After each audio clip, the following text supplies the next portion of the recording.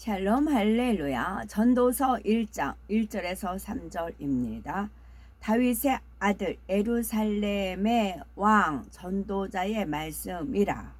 전도자가 이르되 헛되고 헛되며 헛되고 헛되니 모든 것이 헛되도다. 해 아래서 수고하는 모든 수고가 사람에게 무엇이 유익한가. 전도서 2장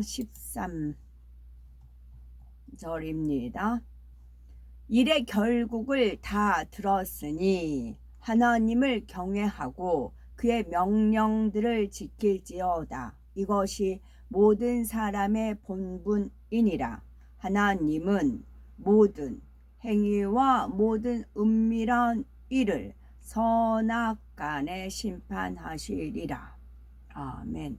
열왕기상 9장 4절에서 9절입니다. 네가 만일 네 아버지 다윗이 행함같이 마음을 온전히 하고 바르게 하여 내 앞에서 행하며 내가 네게 명령한 대로 온갖 일에 순종하여 내 법도와 율례를 지키면 내가 네 아버지 다윗에게 말하기를 이스라엘의 왕 위에 오를 사람이 네게서 끊어지지 아니하리라 한 대로 네 이스라엘의 왕위를 영원히 경고하게 하려니와 만일 너희나 너희 자손이 아주 돌아서서 나를 따르지 아니하며 내가 너희 앞에 둔 나의 계명과 법도를 지키지 아니하고 가서 다른 신을 섬겨 그것을 경배하면 내가 이스라엘을 내가 그들에게 준 땅에서 끊어 버릴 것이요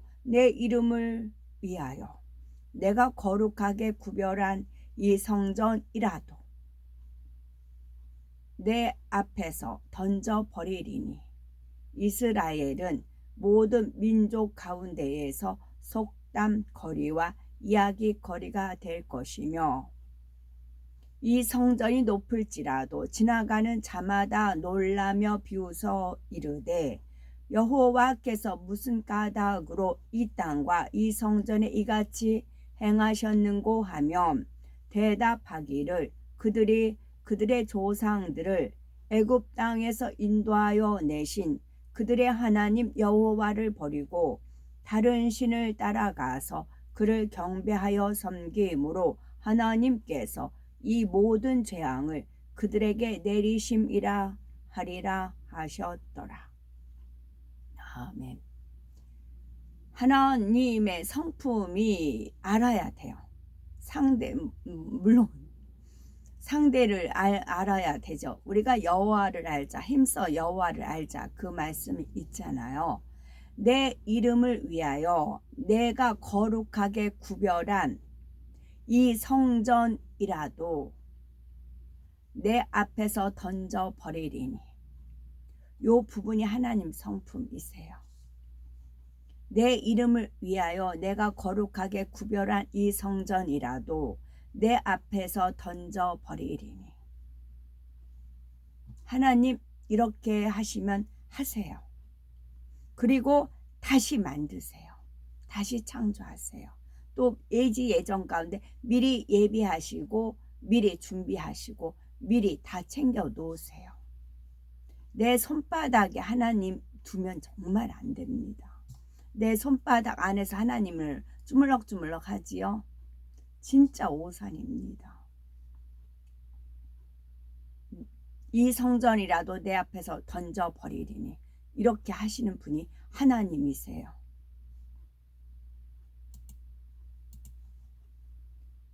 제목은 영원한 것을 위하여입니다. 이스라엘의 솔로몬 왕은 하나님께 전무후무한 지혜를 받아 정치, 경제, 군사, 외교 등 모든 면에서 이스라엘 역사상 유례를 찾아볼 수 없는 번영을 누렸습니다. 막강한 군사력을 보유하며 주변 나라들로부터 조공을 받을 정도로 부강했고 백성들은 바닷가에 모래같이 많았지요. 그런데 그가 말년에 여호와의 율법을 어기고 이방 여인들이 가지고 온 각종 우상을 숭배하며 산당까지 지었습니다.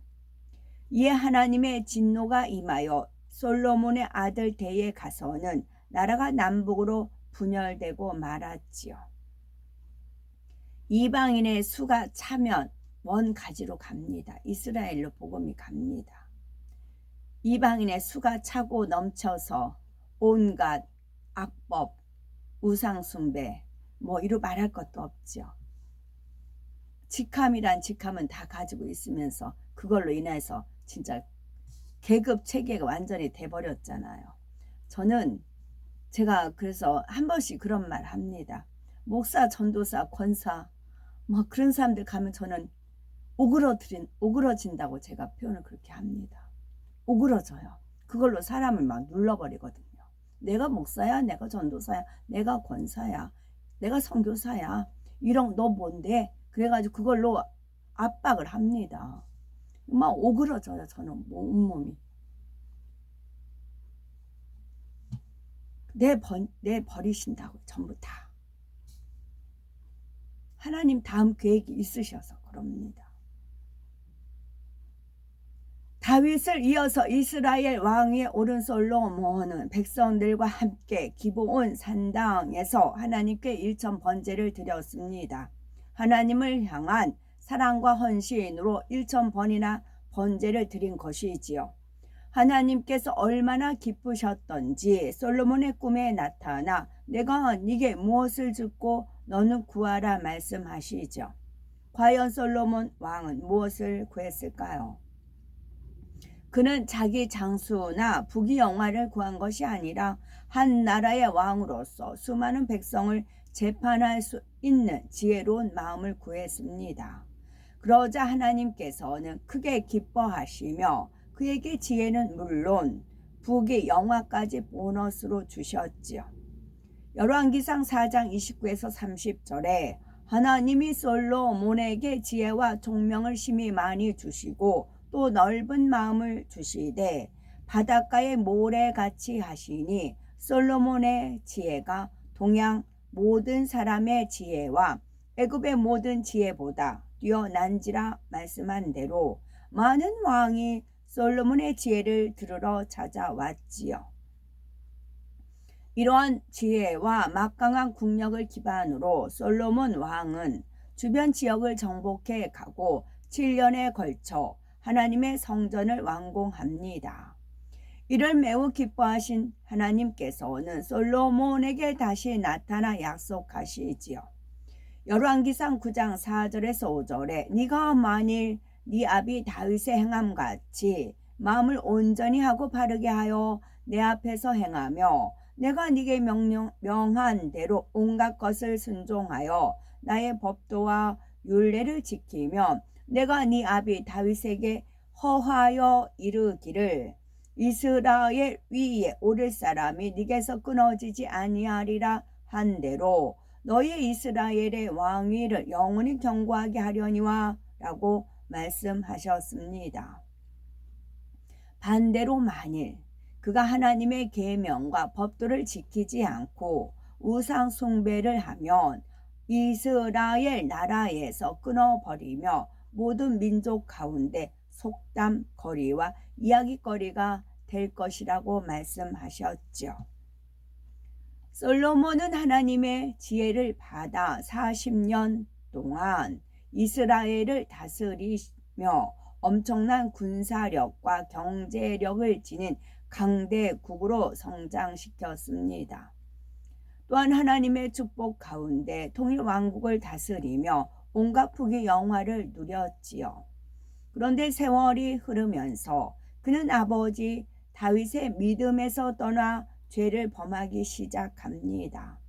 하나님께서 이스라엘 왕들에게 아내를 많이 두지 말 것을 말씀하셨지만 솔로몬은 후비와 빈장만 해도 무려 1000명을 두었죠.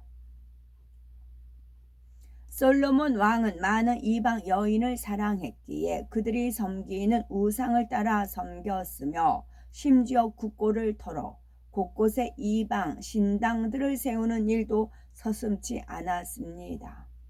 이처럼 솔로몬이 마음을 돌이켜 이스라엘의 하나님 여호와를 떠나 다른 신들을 섬겼으므로 하나님께서는 진노하십니다. 열왕기상 11장 11절에 여호와께서 솔로몬에게 말씀하시되 이러한 일이 네게 이러한 일이 있었고 또 네가 나의 언약과 내가 네게 명한 법도를 지키지 아니하였으니 내가 결탄코 이 나라를 네게서 빼앗아 네 신복에게 주리라 했지요. 하나님께서 솔로몬 왕을 외면하시자 사방에서 적들이 쳐들어왔고 결국 그의 아들 르호보암 때에 이스라엘은 남과 북으로 분열되고 말았습니다. 솔로몬 왕은 자기 눈이 원하는 것을 금하지 않았고 자기 마음에 즐거운 것이라면 다 취하였지요. 그러나 그 무엇도 마음을 채워주지 못했습니다. 최고의 부귀 영화를 누린 솔로몬이었지만 하나님을 떠나니 모든 것이 헛되고 헛될 뿐이었지요. 그래서 전도서에 마음껏 세상 쾌락을 누려보았더니 이 세상이 참으로 살만하더라 라고 한 것이 아니라 해 아래에서 수고하는 모든 것, 곧 인생의 모든 수고가 헛될 뿐이라 고백하였지요. 영혼의 만족은 물질이나 권세, 세상 정욕에 있는 것이 아니라 오직 하나님께 있음을 깨달았던 것입니다. 해와 같이 빛나던 솔로몬 왕도 하나님의 말씀을 떠나니 인생이 허무해졌지요. 강물이 끊임없이 흘러도 바다를 채울 수 없듯이 눈은 보아도 족함이 없고 귀는 들어도 차지 않았지요. 사람이 아무리 많은 것을 취하며 자기 마음을 채우려 해도 소용이 없고 평생 수고하여 공로를 쌓아도 종국에는 죽음뿐이라는 것을 깨달았습니다. 지식이 있고 학식이 높으며 명성을 날린 사람도 그 이름이 영원하지 않습니다. 악인이나 선인이나 부자나 가난한 자나 결국에는 죽고 말지요. 평생을 수고하며 쌓은 것도 죽어서 한 줌의 흙으로 돌아가 버리면 더 이상 누릴 수 없으니 헛될 뿐입니다. 그러니 인생이 마치 안개와 같고 그림자와 같다고 고백하는 것입니다. 이처럼 헛된 것을 체험한 솔로몬 왕은 말년에 이르러서야 인생의 참된 가치가 무엇인지 깊이 깨우치고 철저히 회개합니다. 그래서 자신이 기록한 전도서 12장 13, 14절에 이래 결국을 다 들었으니 하나님을 경외하고 그 명령을 지킬지어다. 이것이 사람의 본분이니라. 하나님은 모든 행위와 모든 은밀한 일을 선악간에 심판하시리라 교훈하였지요. 영원한 천국을 소유하려면 사람의 본분을 지켜야 한다는 것입니다. 성경에 기록된 하나님의 명령은 크게는 하라, 하지 말라, 버리라, 지키라로 나눌 수 있겠죠. 이 말씀대로 순종하는 것이 곧 사람의 본분을 지키고 헛되지 않은 삶을 사는 것이라 할 수가 있습니다. 세상 사람은 영원한 하늘의 것을 목표 삼지 않고 변질하고 소멸하는 이 땅의 정욕과 자신의 유익을 위해 살아가기 때문에 그 삶이 헛될 수밖에 없습니다. 그러나 하나님을 경외하여 사람의 본분을 지키는 사람은 부활의 영광에 동참할 소망이 있는 것이지요. 이러한 소망을 가지고 이 땅에서 행하는 모든 일은 결국 하나님의 영광을 위한 것이기에 썩지 않고 영원한 가치가 있는 것입니다. 사랑의 하나님께서는 우리가 주 안에서 수고하고 믿음으로 행한 모든 것을 하늘의 영원한 것으로 갚아주시는 분입니다. 이거를 믿으셔야 돼요.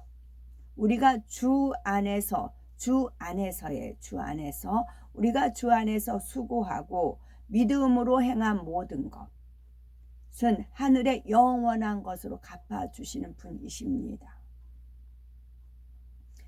그래서 하나님께서는 어떤 하나 상가 입구라는 그 말 속에서도 하나님 저한테 주셨던 비전을 다시 한번 상기시켜주고 다시 한번 떠올려 주시고 각성시켜 주신다는 겁니다. 이것뿐만 아니라 모든 사물을 대할 때, 어떤 걸 대할 때는 저한테 주셨던 거, 그거는 99년도 있었던 일입니다. 그러므로 이 세상을 사랑하여 물질과 명예와 현혹되는 것이 아니라 영원한 것을 위하여 자신의 사명을 잘 감당하는 지혜로운 우리가 되어야 되겠지요. 그리고 한술 더 떠서 친히 헤브라님께서 오셔서 저한테 주신 것이 있다고요. 아가들. 저한테 그랬어요. 저보고 아가들 대할 때 그 모습이 가장 예쁘다 그러셨어요. 가장 예쁘다. 너는 그 모습이 가장 예쁘다 그러셨어요. 아가들 대하는 모습이. 그게 하나님께 저한테 주신 비전입니다. 하나님 꿈이시고요. 저는 하나님의 꿈을 이뤄드리고요. 아가들. 예수님께서는 어리석은 부자 비유를 통해 물질, 세상 위주의 삶이 얼마나 허무한지 깨우쳐 주셨습니다. 한 부자가 그 밭에 소출이 풍성해지자 심중에 생각하여 가로되 내가 곡식 쌓아 둘 곳이 없으니 어찌할꼬 여러 해 쓸 물건을 많이 쌓아 두었으니 평안히 쉬고 먹고 마시고 즐거워하자리라 합니다. 이때 하나님께서 오늘 밤에 네 영혼을 도로 찾으리니 그러면 네 예비한 것이 네 것이 되겠느냐 하시죠. 즉 생명을 거둔다면 부자가 쌓아둔 재물이 아무 소용이 없다는 말씀입니다. 오늘 밤에 그 알밤, 밤은 벌레가 속에서부터 생기죠. 그래가지고 밤을 껍질 까고 막 했는데 속이 막 벌레가 나와요. 못 먹잖아요. 그러니까 벌레가 안 생기게 알밤으로 연글어야 됩니다. 알곡을 거두시기 때문에 우리는 알밤으로 연글어야 됩니다. 벌레가 끼지 않는 걸로요. 누가복음 12장 33절에 너희 소유를 팔아 구제하여 낡아지지 아니하는 주머니를 만들라. 곧 하늘에 둔 바 다음이 없는 보물이니 거기는 도적도 가까이 하는 일이 없고 좀도 먹는 일이 없느니라 교훈하셨습니다. 좀벌레라는 게 있죠. 좀벌레는 천연 직물에만 좀벌레가 생겨요. 나이롱에는 안 생깁니다. 우리가 나이롱 신자면 좀벌레가 끼지도 않아요. 그러나 우리가 천연, 말 그대로 천연의 모습, 양털 하잖아요. 또 순면, 목화, 그런 데서 우리가 천연적인 그런 하나님 보시기에 그런 천연이었을 때 좀이 생깁니다. 그런데 좀도 생기지 않는다고요. 천국에 쌓아둔 거는요. 그러므로 우리의 시간과 노력, 지혜와 정성, 모든 관심을 이 땅에 헛된 것에 두지 말아야 합니다. 오직 하나님을 경외함으로 가장 가치 있고 영원한 천국을 소망하며 힘차게 달려나가야 되겠습니다. 아멘. 하나님께서 이스라엘 왕들에게 명하신 말씀이 있습니다. 첫째는 말을 많이 두지 말고 희행하는 말마입니다. 말을 많이 두지 말고 말을 많이 얻으려고 백성을 애굽으로 돌아가게 말라이고, 두 번째는 아내를 많이 두어 마음이 미혹되지 않게 하라이고, 세 번째는 금을 자신을 위하여 많이 쌓아두지 말라 하셨고, 네 번째는 율법서를 평생 옆에 두어 읽고 지켜 행하라라고 하셨습니다. 아멘.